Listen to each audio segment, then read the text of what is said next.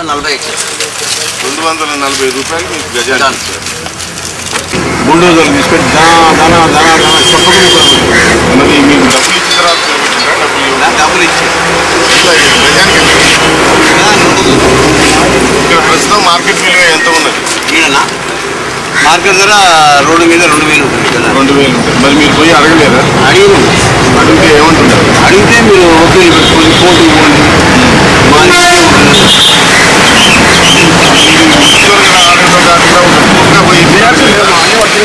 అది కాదండి, మీ తాతల తండ్రి నుంచి వస్తున్నటువంటి ఆస్తి ఉంటే మీరు కొనుక్కుంటుంటే మీరు ఎట్లా ఒప్పుకోవద్దు?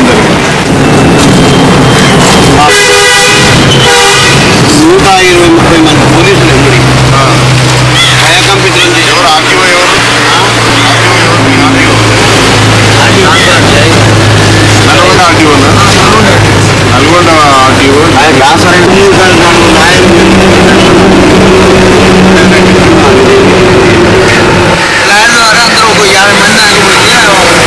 50 మంది మా భూమి తీసుకుంటున్నారు.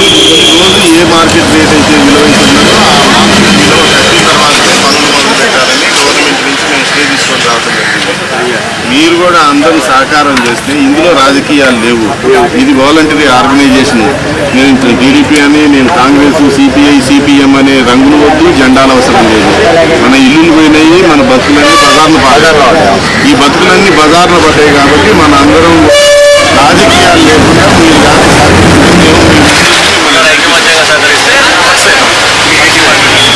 డిపార్ట్మెంట్ గారు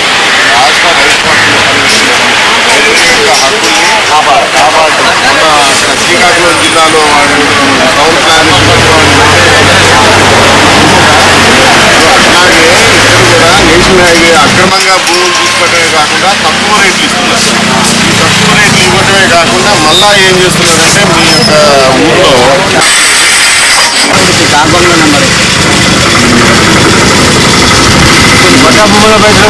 కోఆపరేట్ చేస్తే మీ తరఫున మీ రాజకీయాలు లేకుండా మీ తరఫున మేము పోరాటానికి సిద్ధం. మాకు మళ్ళీ కొంత వకీళ్ళు కూడా ఉంటారు. మాకు వాళ్ళు రీజనబుల్గా మీకు న్యాయం చేసి పెడతారు. మా స్టాండింగ్ కౌన్సిల్, సొంత స్టాండింగ్ కౌన్సిల్స్ అన్నమాట వాళ్ళు. సో మీరు మరీ 5000, 3000 రూపాయలు కాబట్టి ఓటికి వ్యతిరేకం కాదు మనం, కానీ మనకి సరైనటువంటి నష్టపరిహారం ఇచ్చి తీసుకోవాలన్నట్టు దాని విధానంగానే మనం చేస్తున్నాము. చేయాలని కానీ వీళ్ళు పాత లెక్కలు చూసుకొని మనం కలిసి మనం దాంట్లో అవన్నీ అవసరం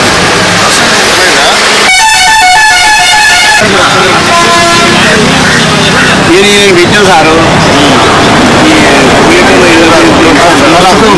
సార్ 750 దాకా మనం మనకి కాన్స్టిట్యూషన్ ఇచ్చినటువంటి హక్కుల్ని మనం కాపాడాలి. కాబట్టి మీరందరూ కూడా అది చేయాల్సినటువంటి ఈ సర్వే నెంబర్లలో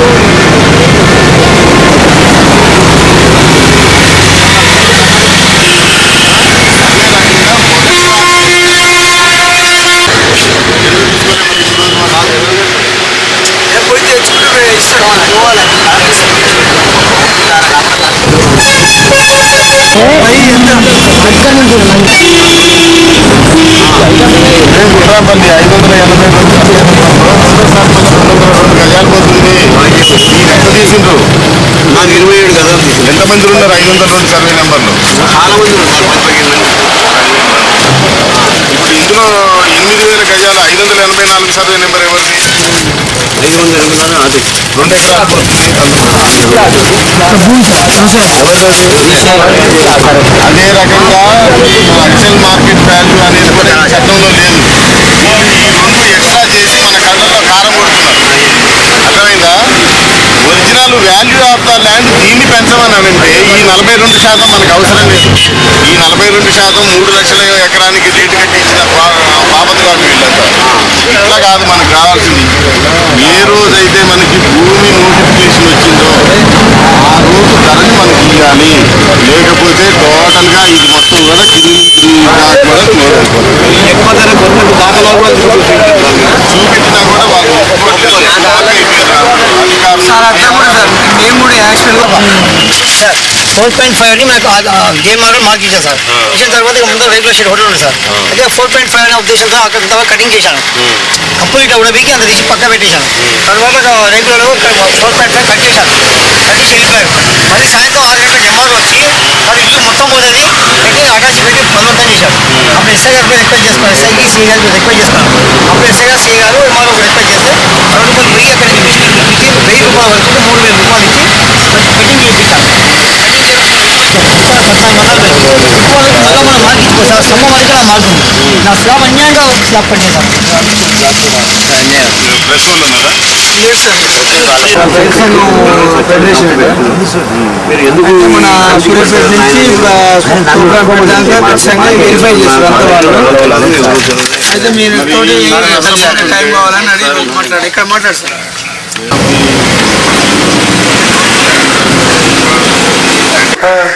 మాది హైవే పరిస్థితులు బ్యాంక్ నా ఇల్లు పోయింది. మేము ముగ్గురు అన్నదమ్మున్నాము. ఆ ప్రాపర్టీ మా నాయన పేరు మీద ఉంది. దానికి నష్టపరిహారం తక్కువ ఉందని మేము ఇచ్చేస్తే మాకు అనుకోకుండా మా నాయన తీసుకుపోయి నోటీస్ ఇచ్చారు. డబ్బులు ఇచ్చారు. డబ్బులు ఇచ్చిన 6 రోజులకే జబర్దస్త్ చేసి 150 మంది పోలీసులు, ఇద్దరు సిఐలు, 10 మంది ఎస్ఐలతోటి జబర్దస్త్గా గులగొట్టించారు. లాఠీ చార్జ్లో ఉన్నాను. దానికి లాఠీ చార్జ్ కూడా అయింది. ఆర్డీఓ వచ్చినా కూడా ఏం చెప్తలేదు. మీకు ఇస్తాం అన్నాడు. అది ఏది ఇవ్వలే. భూమి ఇస్తాం అది ఇస్తాం అన్నాడు. ఏమి ఇవ్వలే. ఇంతవరకు వచ్చిన బాబాన పోలే. మళ్ళీ ఆర్డీఓ కూడా ఏదో జబర్దస్తిగా అక్కడ గులగొట్ట జబర్దస్తిగా గులగొట్టారు అంతా. మేము కూడా కింద పడ్డాం. ఇక అటు జనాలు ఒక్క జనమా 100 జనాలు. మీది ఎన్ని అరలు ఎన్ని గదుల ఇల్లు ఉందో మీకు? 12 గదులు ఇల్లు ఉందా నీకు? 12 గదుల్లో ఎన్ని గదులు మిగిలినాయి? ఎన్ని కూల పట్టిండ్రు?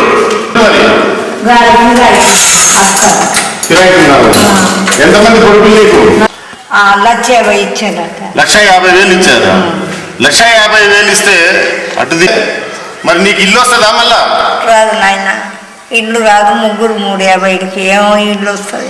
మరి ఇప్పుడు నువ్వు కిరాయి ఇంట్లో ఉంటున్నావు? కిరాయి ఇంట్లోనే ఉన్నాం అందరం. కొడుకు నీకు నోటీస్ ఇచ్చిన ఎన్ని రోజుల్లో ఇల్లు కూలగొట్టిండ్రు? పైసలు ఇచ్చిన ఎన్ని రోజుల్లో ఇల్లు కూలగొట్టిండ్రు? నేను అప్పుడు లేని కొత్త మరి ఎన్ని రోజులు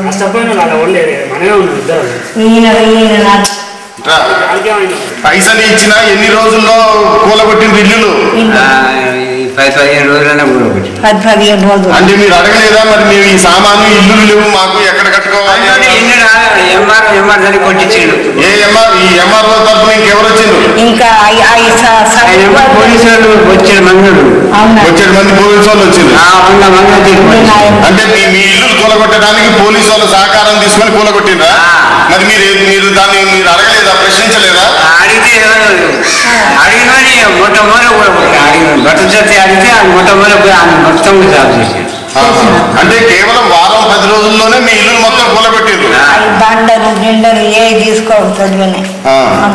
అంటే ఇప్పుడు మీకేమన్నా చెప్పిందా ప్రభుత్వాధికారులు? మీకేమన్నా ఇంకేమన్నా ఇష్టం పైసలు వస్తాయని? వాళ్ళ పైసలు వస్తాయంటే పైసలు ఇచ్చే కాడికే మీకు ధరకాడికి ఇచ్చినాం అయిపోయాయి. మరి ఇది అన్యాయం అని మీరు అడగలేదా?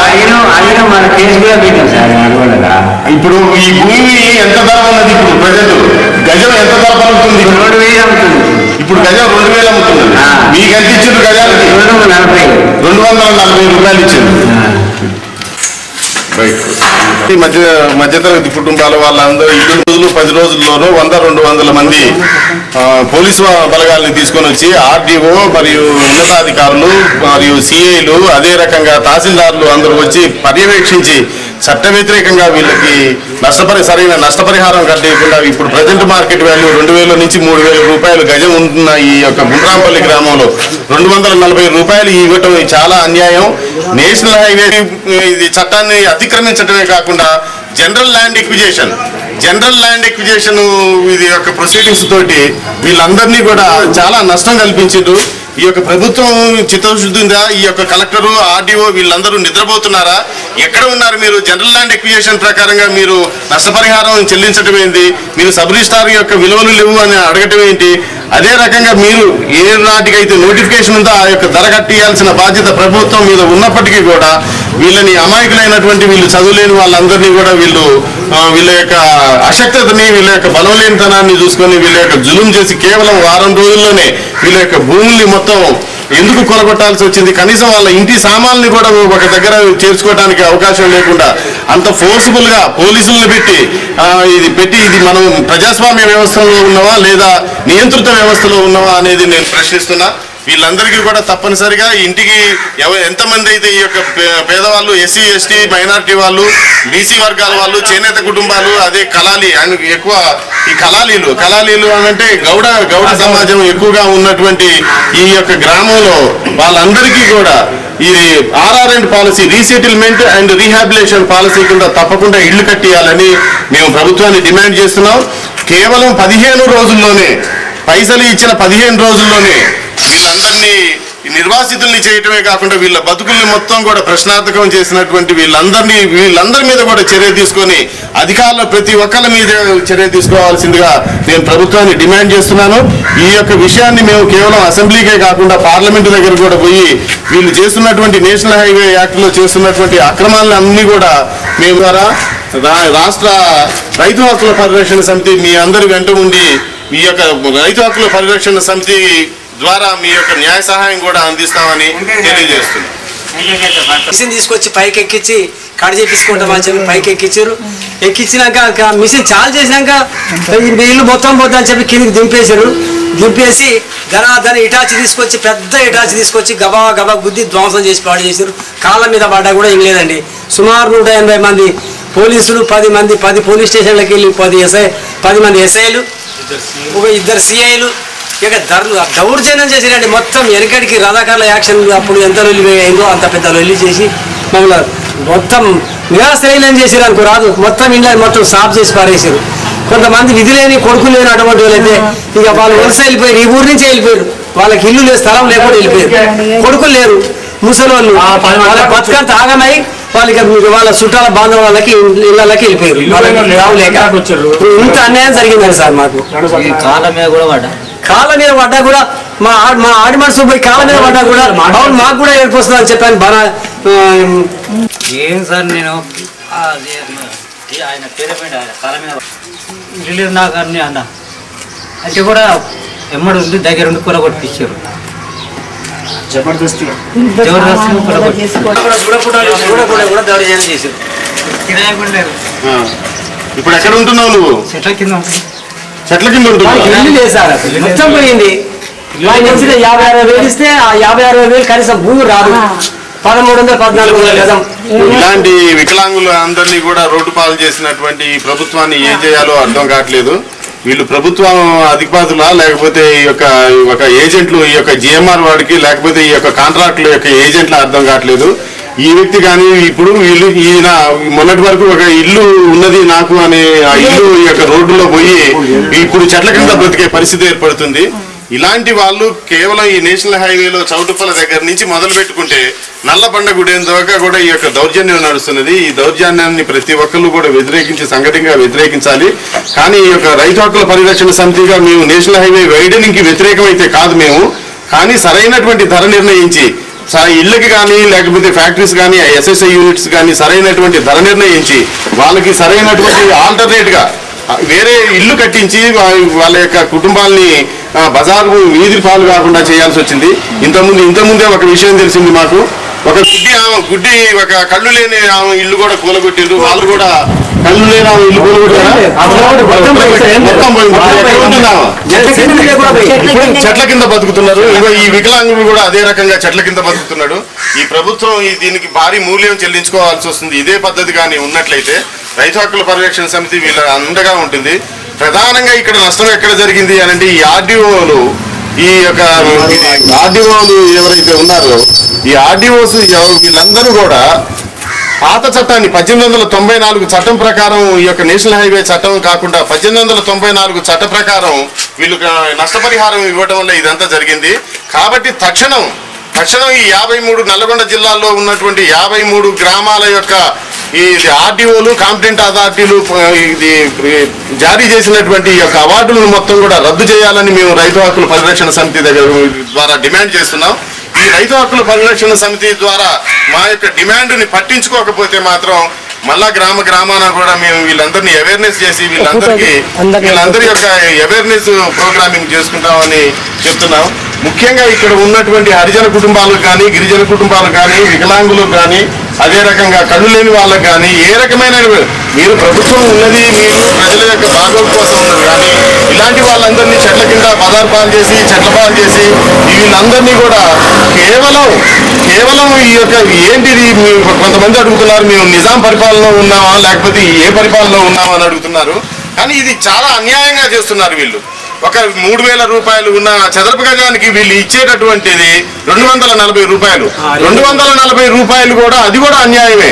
దాంట్లో 30% ఏమో సొల్యూషన్,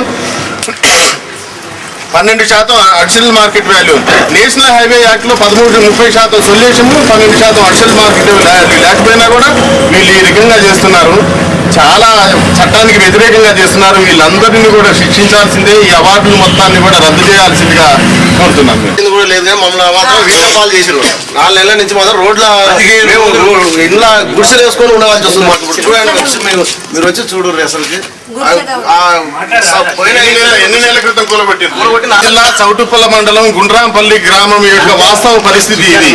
వీళ్ళందరినీ కూడా నిర్వాసితులను అందరినీ కూడా వీధులు పాలు చేశారు. చిట్యాల మండలం గుండ్రాంపల్లిది, నల్గొండ జిల్లా యొక్క బాధితుల యొక్క ఆర్తనాదాలు ఇవి. వీళ్ళు ఎందుకు చేస్తున్నారో అర్థం కావట్లేదు. ప్రజల యొక్క ప్రభుత్వం ప్రజల యొక్క సంక్షేమం కోసం ఉండాల్సింది ఈ యొక్క ప్రభుత్వమే దమన్నితో ఈ యొక్క నల్ల చట్టాలను పెట్టుకుని వీళ్ళందరినీ కూడా రోడ్ల పాలు చేసి చెట్ల పాలు చేస్తున్న కార్యక్రమానికి ఇక్కడైనా పులి స్టాప్ పెట్టకపోతే తగిన మూల్యం చెల్లించాల్సిందిగా హెచ్చరిస్తున్నాం. టైం ఏమని ప్రాధాన్యపడ్డాం సార్.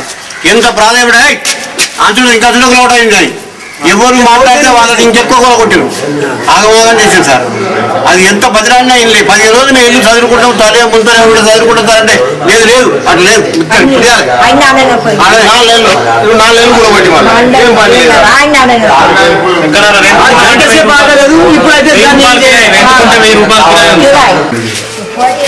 ఆర్డీఓ వచ్చి హామీ ఇచ్చారు సార్ మాకు, మీకు ఇళ్ల స్థలాలు 15 రోజుల్లో చూపిస్తామని. ఇళ్ల స్థలాలు పేపర్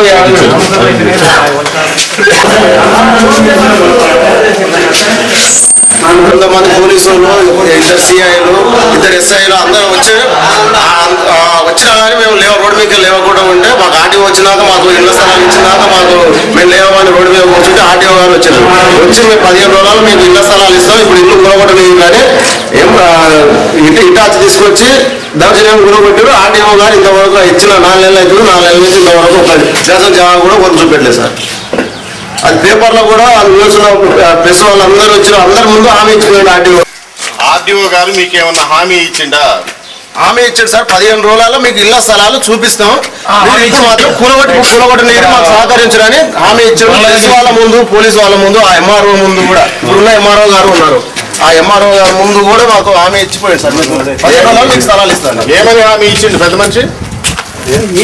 ఆర్టీఓ గారు ఏమని హామీ ఇచ్చిండు? ఇళ్ల స్థలాలు పోయిన వాళ్ళు ఇప్పుడు ఇల్లు కూలగొట్టే వాళ్ళకి తర్వాత మీకు ఇది చేస్తామని చెప్పి హామీ ఇచ్చిపోయాడు. ఆయన ట్రాన్స్ఫర్ అయ్యండి, ఇప్పుడు వెళ్ళిపోయాడు. ఆర్టీఓ గారు ట్రాన్స్ఫర్ వెళ్ళిపోయాడు. పేపర్ కటింగ్లు కూడా ఉన్నాయి సార్ మా దగ్గర. అంటే ఇప్పుడు మీకు నోటీసులు ఇచ్చినా ఎన్ని రోజుల్లో మీ ఇల్లు కూలగొట్టిండ్రు? అది ముఖ్యమైనది. 10 రోజులు నోటీసులు ఉన్నాయి, 10-15 రోజులనే. 10-15 రోజులు కూడా కాలేదే, వారం రోజులు అయింది. చెక్కులు వచ్చినాయి అప్పుడు, అప్పటి నుంచి కూడా ప్రభుత్వం మళ్ళీ ఇల్లు కట్టియాలి, వసతులు కల్పించాలి, నీటి వసతులు, కరెంటు వసతులు, అదే రకంగా శానిటేషన్ మొత్తం కూడా చేసి ప్రాజెక్టు వర్క్. ఇది నేషనల్ హైవే కూడా ఒక ప్రాజెక్టు వర్కే. ప్రాజెక్టు వర్క్ లో భాగమే నేషనల్ హైవే కూడా. కాబట్టి వీళ్ళందరికీ ప్రతి ఒక్కరికి కూడా నిర్వాసితులు అందరికీ కూడా వాళ్ళకి ఇల్లు కట్టియాలని మేము ప్రభుత్వానికి డిమాండ్ చేస్తాం. ఓన్లీ 2 pages అందరు 3A నుంచి 3 చేస్తారు. ఈ ఇంపాక్ట్ పొజిషన్స్ అందుకని చాప్టర్ 4 ఎన్ఎస్సిఏ చాప్టర్ 4 ప్రకారంగా వీళ్ళకి ఇండివిజువల్ ఇల్లు కట్టియాలి. రిహాబిలిటేషన్ అండ్ రీసెటిల్మెంట్ ఏదైతే ఉంటున్నారో అది తప్పకుండా దీన్ని నేషనల్ యాక్ట్ కాబట్టి, జాతీయ ప్రాజెక్ట్ కాబట్టి తప్పకుండా ఇది 100% కళ్ళు తెరవని చెప్పండి, మెదడుతో ఆలోచించమని చెప్పమని మేము కోరుతున్నాం. అంటే వీళ్ళు కొన్ని వేల మంది నాశనం చేసేది సరే. ఇంకా ఎన్ని రాజకీయాలు చీలేటి సత్యరెడ్డి డివిజన్ సెక్రటరీ వస్తున్నాడు. చీలేటి Satya Reddy Suryapet division secretary.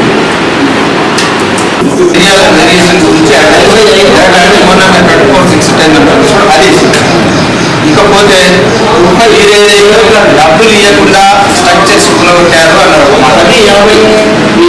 Structures ఏవైతే కూలగొట్టినామో ఫుల్ షేప్లో ఫుల్గా అమౌంట్ ఉంటున్నారు. ఎవరికి కూడా స్ట్రక్చర్ విషయంలో డబ్బు కొన్ని ఎరటాల కవర్ కాలేదు. అది ఎరటాల కవర్ కాదు అంటే ఇప్పుడు అడిషనల్ ఇస్తున్నాడు. ఆల్రెడీ 23 ఎక్కడ సార్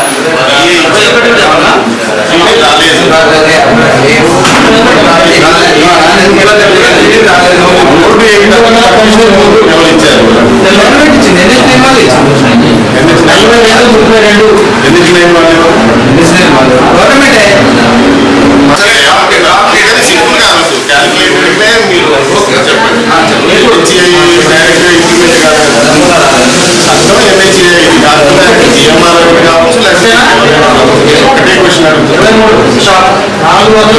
కాకుండా మీరు రోడ్లు వేపిస్తున్నారు. మీ ఏరియాలో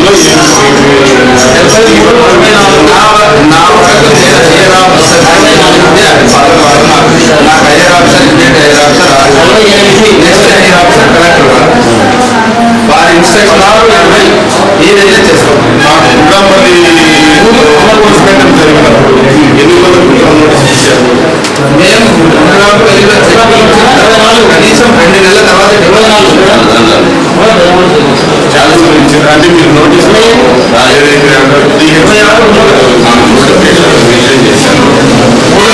అందరూ కూడా డిమాలిషన్ కూడా నేను ఒక్కటి రాలేదు. ఆర్టీఓ గారు వచ్చారు. ఆర్టీఓ గారు స్వయంగా హామీ ఇచ్చిన తర్వాతనే డిమాలిషన్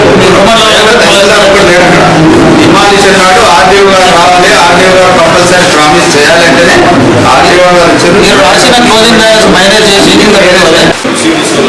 ఇప్పుడు మాత్రం